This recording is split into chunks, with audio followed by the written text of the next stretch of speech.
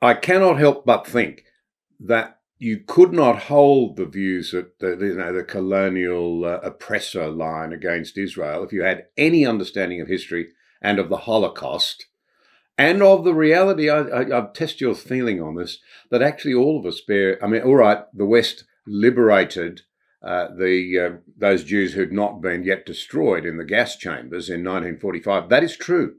But it is also the case that most of us were very slow to help, to recognise in the 1930s what was happening and do something about it. Your country and mine, I think, included. We all bear some culpability for what's happened to the Jewish people, and yet now we rush to condemn them as being engaged in genocide when the very term was invented to try and describe what the Nazis were trying to do.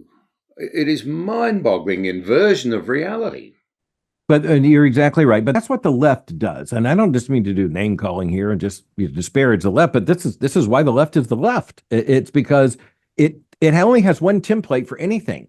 And that is a liberation that it defines and makes as its moral cause. And so in this case, it's to liberate the Palestinians. It ignores everything else. And this is why, all the identity politics just means that, they focus on one thing. And they make it their monomaniacal, focus, and they deny the importance of anything else. And so they deny the history of Israel. And they don't want to acknowledge it. And by the way, they don't want to acknowledge the history of Palestinians either. They don't want to acknowledge that the two-state solution was proposed by the United Nations in 1948. It was the Palestinians that rejected it.